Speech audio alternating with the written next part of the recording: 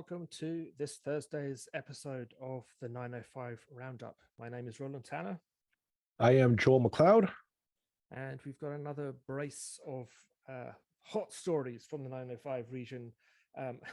Well, hot and smelly, two of them. Let's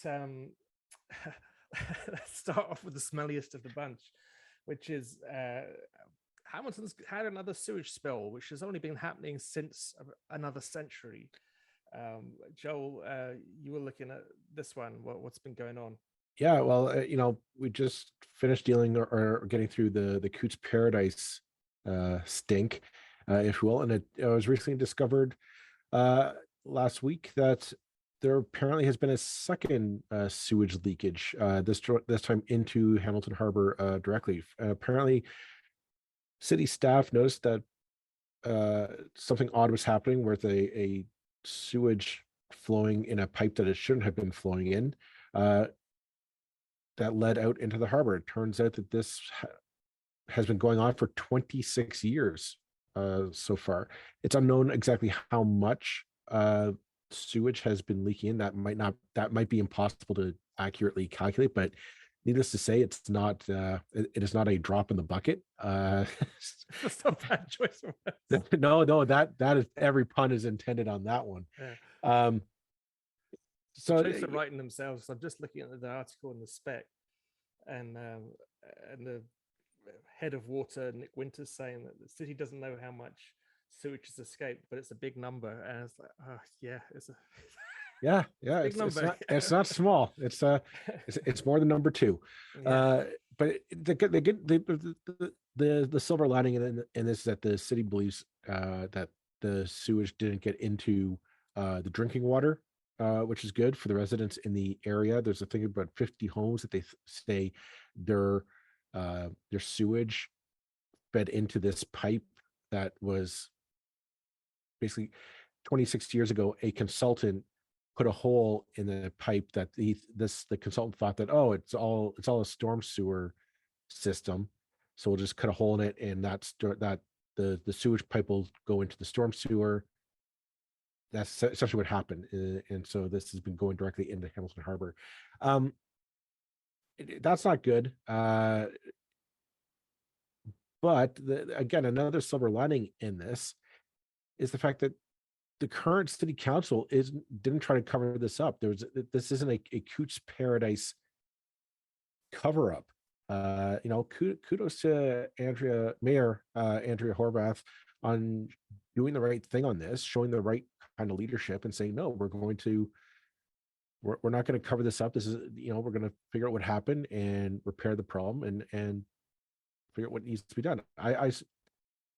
I'm looking at a CBC article here, folks, and Ward 2 Councillor Cameron Crutch and Ward 13 Councillor Alex Wilson are both quoted that this is important. They're deeply concerned about this and learning, and that they're glad that this is being made public immediately. Water is life, etc. It's good. The current council is doing the right thing on this, in my opinion. Yeah, I think to an extent, so I should think. However, the fact remains that the previous this isn't the way the previous council worked. Also, I think we should. I think probably the most accurate way of describing this is congratulations to staff for having learned the lesson of what was done before. Decisions like this are made more by staff than by council in the first instance.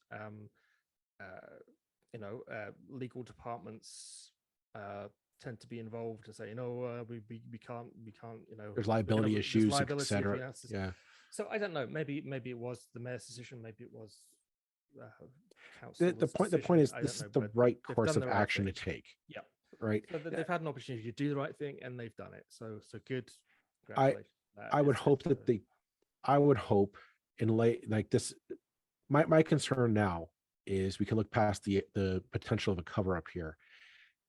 I would argue this with what happened in Coots Paradise. Now this story, I'm going to put the argument out there. City Council, a badly needed audit of wastewater infrastructure, I think is needed. Because we've had two massive spills happening. No blame here, but going forward, I think it's a prudent course of action to tell the city staff, let's do a complete audit of the entire wastewater system in the city. Are there any other leaks happening, first of all? And second, maybe are there potential leaks coming down the wire that, okay, we can get on top of it and repair it now? Yeah, I mean, I think this is, if you drive around Hamilton, it's not hard to see that infrastructure has not been, basic spending on infrastructure has not kept up with needs. The basic roads, the road I live on, is a real shambles. Is one of the most. It's a key thoroughfare through the city, through residential area, but also through the city. And it's it's pretty good at wrecking your suspension. The road surfaces are the tip of the iceberg in kind of city maintenance issues. Right. Sewers, things like that, are a lot easier to ignore and to Well, it's that cut back on the kind of, it's that out of sight, out of mind mentality, right? No, like it's not a sexy investment. Like it's not like the city council spending money on a new park or a new community center, right? That's sexy, right? You actually see the work being done. You see the new architecture coming in and all that. Ooh, look, and there's a big ribbon cutting at the end. But this is badly needed. I mean, if you've got 26 years of raw sewage people feeding into, like, and into the harbor. I'd imagine the amounts are smaller but worse, if you like. Smaller amount, but a more toxic concoction than what happened at the other spill, which is basically more dilute sewage, as I understand it, running into, but in much larger quantities. The Burlington Beach sort of area, that sort of strange spit of land that joins Burlington to Hamilton. It's a strange part of the world, and the houses down there are Hamilton less so than in Burlington. In fact, I mean, Burlington is trying to basically force people off that bit of land so that they can turn it into a park. It's a neglected area, and although it's less neglected, I get the feeling when I've been down there in Hamilton, it's still a somewhat it's not the most glamorous part of the city. Well, it's not it's a unique part of the city. It is nice. I will be honest. The beach strip in Hamilton is a nice place to live. It's very lovely homes, very lovely community. The dangers of ruining it are real if we don't treat stuff like this infrastructure, like sewage infrastructure, with the seriousness. Now, I mean, we're touching on this story, and I'm not going to do spoilers. There's a story coming down the wire that I think does tie directly into this in an indirect way. And when we get to it, you'll understand what I'm talking about, people. But the fact is, like, I mean, some of this infrastructure might be as old as the city itself. Like, we're talking 100, possibly even more than that, depending on the inauguration of the city of Hamilton, that kind of thing. Like, some of the stuff is really old. It does not last forever. It is, and this is a warning that's been on the radar, not just for Hamilton, but for cities across the world, is that this stuff is starting to come, that the price tag on the repairs for this is starting to come due. We need to start taking this seriously and start upgrading and maintaining this is vital infrastructure to protect our environment and just our public health. So I'm going to close out this topic by just saying I'm hoping that Andrea Horvath continues showing the appropriate leadership that she's shown so far in this file. And if you're listening, Ms. Horvath, keep up the good work. Call for an audit of the city's sewage infrastructure and wastewater infrastructure to be done, so that And if the bill is in the billions of dollars, which I suspect it's going to be, probably more than that, this is where we're going to have levels that this is going to be an all hands on deck situation to fix this this needed infrastructure. Yeah, and I think this comes at the end of Hamilton has been the victim of, like so many cities, of center right to right wing politicians telling people you can have everything and pay nothing. That we're going to have low taxes because we're looking after your dollar. Well, I don't want you to look after my dollar if that means that my sewer's got a hole in it for 26 years.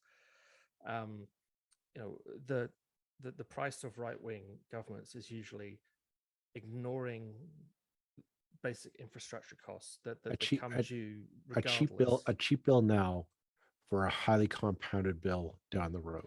You throw it onto someone else's council when you're no longer around. I mean, it's classic. It's done all over the world, and I think Hamilton has very much been a victim of that in recent decades. I'm not pointing figure at the most recent council. This has been going on for a very long time. It's been a while. Yeah. Well, let's call it a break on that, and we'll be back after this with more. All right, and we're back. Stay in Hamilton for the next little bit, but this is kind of a follow-up on a story that we did. I can't remember how long back we did this, a while back. But if you hint, new listeners, go into the deep dive into the 905 archives and look for an episode with Ted McMeekin as our guest. He came on to talk to us about the Hamilton Alliance for Tiny Shelters, aka HATS, which was a grassroots initiative to provide, exactly as it sounds, tiny shelters, basically like small sheds, insulated, powered sheds for the homeless. They could just live there, no rent, no quid pro quo, nothing. They can get to live there, and with the idea is that social services will be on hand to help with some mental health issues, drug addiction issues, perhaps, as well as employment opportunity, services to get them plugged back in and on the up and up. It was temporarily held at I believe Johnny McDonald High School. Am I correct in that one? That was the original site. The original suggestion was the right.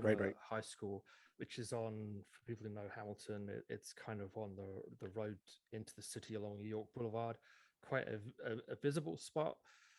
We should point out that Ted McMeekin, former minister, I mean, it was grassroots, but there was some pretty prominent people involved, former minister of all sorts of things with the former provincial Liberal government. And now, as it happens, the new councillor for my mind's gone blank. Well, he's a new city councillor for the new city councillor for replacing Judy Partridge and Let's leave it at that. Name's gone blank on his ward. Sorry about that. It will come to me. Anyway, that's by the by, really. It kind of caught the imagination. It caught our imagination. It caught other people's imaginations at the time because it coincided with the really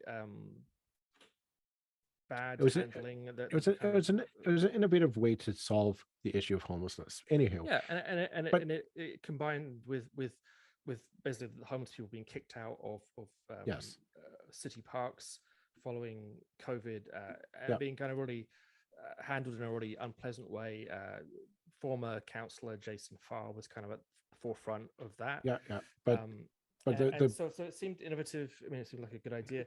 Since then, things have moved on. So we're now no longer looking at that school property.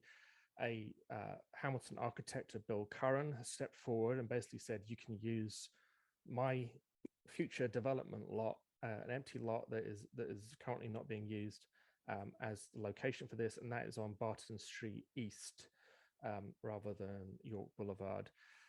I'm just looking at the Hamilton Spectator's op-ed, not op-ed, it's editorial on this. It says, let's give Hats a chance to succeed. And I think I'd agree with that. I said, yeah, I think this is overall a good thing. I'm only making a slightly minorly sniffy kind of noises that Hamilton City itself couldn't find a location for this, but had to depend on the generosity of someone else to step forward. But to give it to, I mean, the previous council did vote in favor of keeping this going, but it wasn't a wholehearted effort. I mean, there's a lot of division back and forth in the old council. The new council, coming off our last story, they had they had a great PR run on the sewer leak. Maybe this would be a chance to continue that streak and get it right on this, and find a very permanent, very funded site somewhere in the city. I mean, the site in question is in on Barton Street, the Gibson neighborhood on Barton Street East. Naturally, as with all these things, the neighborhood citizens are kind of, no, we don't want them here. And that's ultimately the problem, is that wherever you put this, the neighborhood people, the neighborhood residents are going to get up in arms. It always happens whenever you say, well, homeless people can live here. Yeah, and I'm not sure. Well, I'm not sure if the locals have been terribly opposed to it. Some people just and I would also raise the issue. It's like, well, poor old Barton Street East. Barton Street East is where problems get sent, so that people with more money don't have to look at them. And there is a little element of that, I think. That East Hamilton is I believe on the way up. I think good things are coming to East Hamilton, and I think the LRT will be transformative. But right now, sticking things down on Barton Street East is where you want to stick things if you don't want to look at them. And the whole point of this project was, let's not hide homeless people away. Let's not ignore this problem. Let's treat homeless people with dignity. Let's give them a place that works as a acknowledged and intentional temporary measure that kind of forces us to do better, to find permanent solutions for homelessness. So I think, if I'm going to be if I'm going to grumble at all, and this is no reflection for the Hats people, the Hats project, they've got to go where they've got to go. I would say that the city as a whole didn't take the opportunity to say, no, actually, we're not going to hide this away and put it, in what everybody acknowledges is one of the more economically challenged areas of the city. Well, I would argue, if this is a success, which I suspect it will be, I doubt that this is going to be the only site. You might see a few more of these sites popping up in various communities around the city, just due to population. And who says that it has to be like one site of, just one site? Like, you could break this up into a few sites around the city that are all along public transit routes and whatnot. And it's, I really like this idea. I think it has a lot of support. It has a lot of potential to really change the script on the issue of homelessness, especially in the city of Hamilton size. This is what's this kind of innovation that's needed. I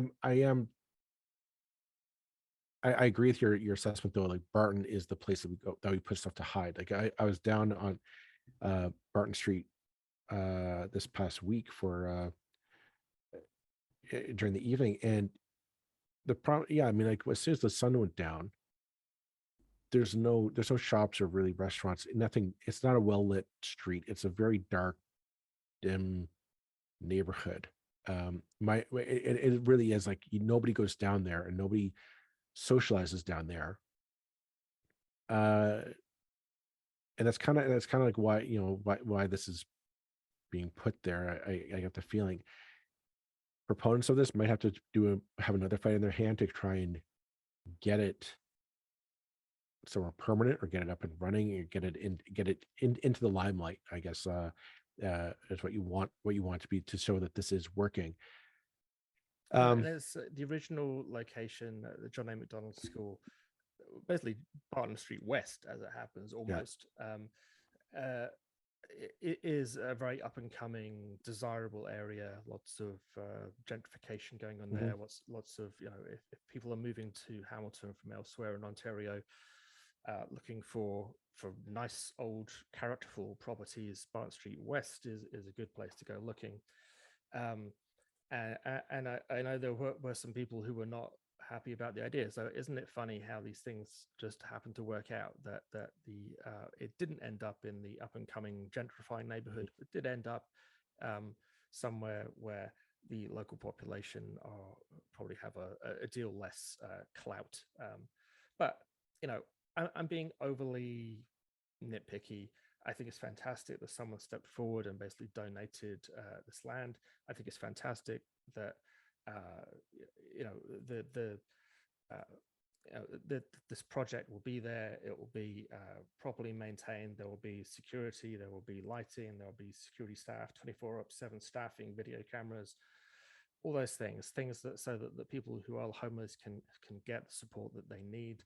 And while it may be that Barton Street East is also a neighborhood that has the kind of supports already in place for people who have challenges of whatever kind, whether it be mental health or addiction or whatever. So overall, this is a good thing. Absolutely. All right. Well, let's move on to our last and final rehash of the night. And as you no doubt are aware, on this podcast, we're not fans of this government's current planning and zoning processes. And Bill 23, which is the Build More Homes Faster Act, is pretty much the epitome of all of our criticisms of the province's zoning policies and laws in one. Well, this Monday, it passed. The Conservatives pushed it through. It is now law on the books. It's part of their plan to build 1.5 million new homes in 10 years, with basically stripping a lot of the powers of conservation authorities to protect wetlands and watersheds from development, as well as opening up, I believe it was 7,400 acres of Greenbelt to developers now. All under the and as well as eliminating development fees for municipalities to recoup, all the guise of this will build us affordable homes faster. Well, I know I'm going over old news in this one, folks, but just bear with me. There's the Minister Steve Clark, Minister of Municipal Affairs, went on the record to defend this bill by saying that, and I'm quoting here from the CBC, Clark argues that in the Greater Toronto Area, the average home buyer faces $116,900 in municipal development charges and fees added to the price of a home.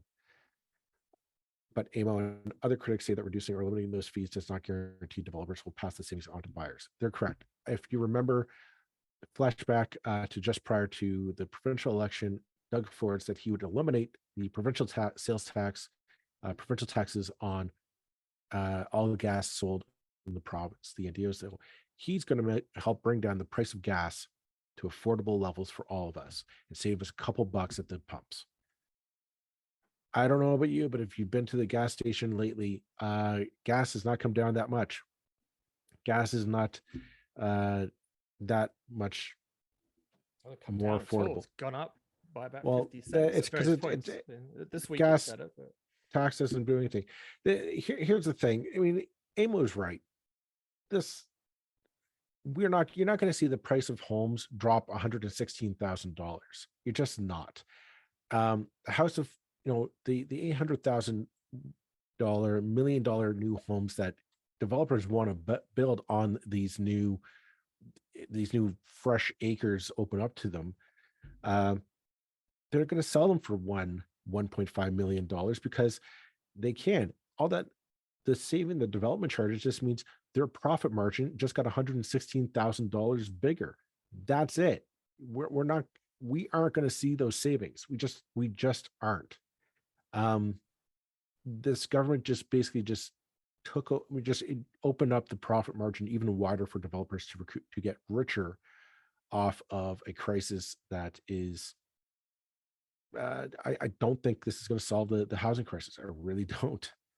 No, I think it's absolutely insulting of them to suggest that by reducing the cost on developers, that's going to have that has anything to do with the cost of property in this province. I mean, if that was the case, a second-hand house would be cheaper than a new house because you're not paying for the cost of the bricks and the mortar. Well, no, we all know that's not how it works. The price, the price of a house is whatever the market will support. It's got nothing to do with the cost of the actual cost of development, or very, very little. If you own property in Ontario right now, you've just probably seen tens of thousands of dollars wiped off the value of your property because of global stuff that's going on. And that's just the way it works. It's nothing to do with how much it costs to build properties. So absolutely insulting. This is the PCs, right? This is the conservative mindset. The public are morons, therefore we'll tell them whatever the morons were likely to swallow as our justification for doing anything. They really think we're that thick. It drives me insane. I said at the outset we had two smelly stories. I should point out that there was the sewage, and this is the second smelly story because this stinks and it's shit. Yeah, I mean, and I just wanted to come back. I think I mentioned it briefly in the last episode. It's like, the Build Homes Faster Everywhere Act, or whatever the hell it's called, was passed in a matter of weeks. This is an act that fundamentally changes all manner of things. Legislation at a provincial level in Canada is some of the most important legislation. Every bit as important, if not more important, than legislation that happens federally. It certainly is more likely to affect us. And it passes almost on the nod because the legislature is so enfeebled and the MPPs are so controlled by the party. There was a committee stage where I guess that lasted an afternoon or something. Remember that we said the AMO wasn't even allowed to turn up. It's like, well, if you don't allow the AMO to turn up, really, what the hell is the point? I mean, Parliament, the legislature in Ontario is a rubber stamp. This is a phrase I used years ago when I was looking at history of parliaments. It's like, it was Parliament in the past, in the medieval era, just something that just sort of rubber stamped whatever the king said. And believe it or not, in the medieval period, no, it wasn't. It was actually a real thing that really influenced and could have an impact on legislation, even in a pre-democratic world. But the Ontario Parliament, if you want to look at a rubber stamp, the Ontario legislature is a fucking joke. It's like, oh, we're going to change everything and we're going to pass that act in a matter of weeks. We'll just ram it through. It's done with no proper oversight. There's no Senate to have any impact or anything. There's nothing. And it's what kind of democracy is this? This is, well,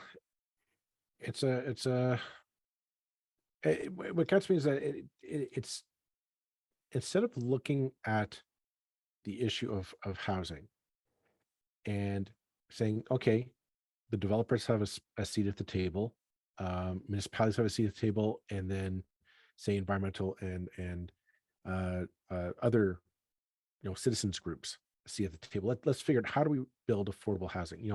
Reach out to the social housing groups. All those who say, well, we need housing for the less fortunate in the society.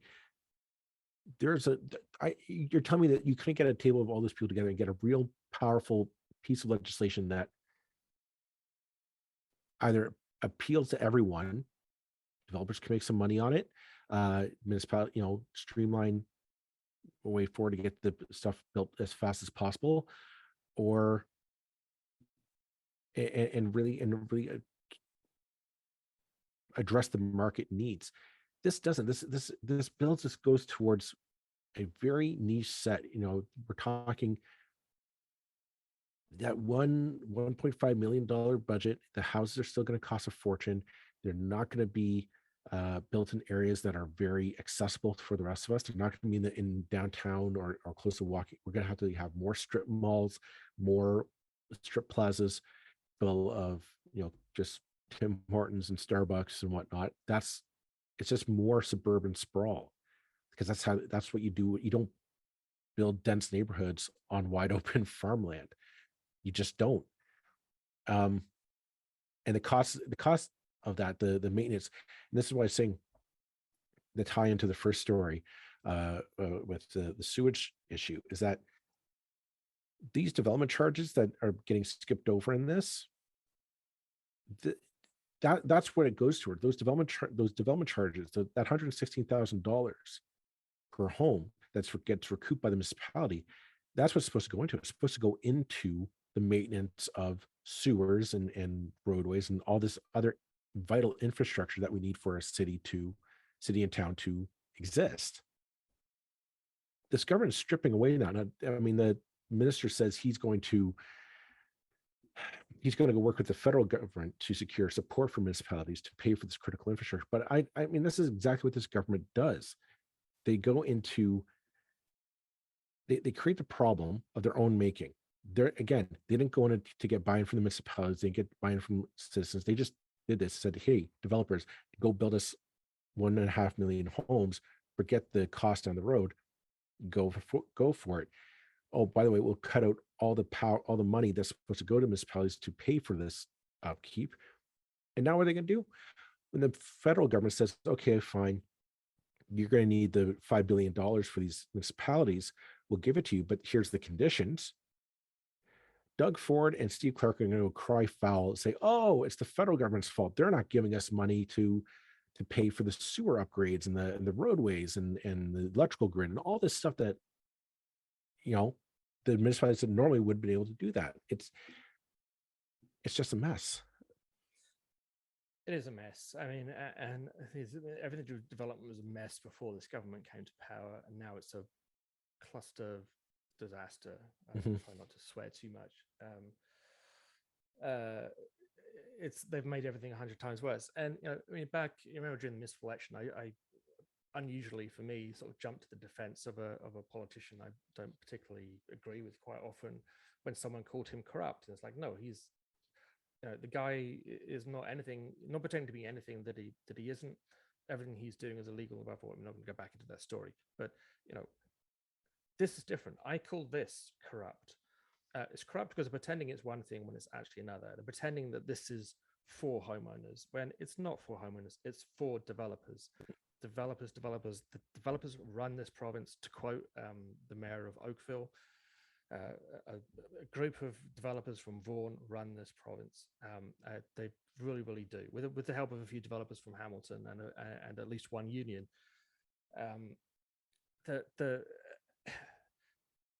Everything to do with this government, everything that they've done, the much more radical and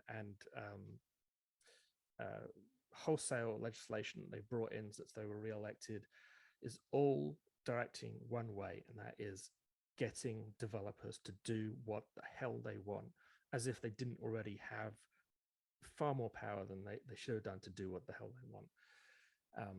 Absolutely. The definition of corruption is the definition of absolute moral vacuum at the heart of this government.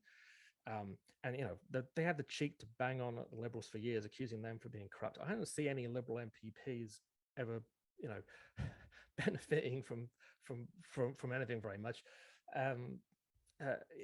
This is freaking corruption. All right, I don't have anything to add to that. So why don't we leave it at that for this episode? We'll be back next week with more 905, folks. Bye-bye. Bye.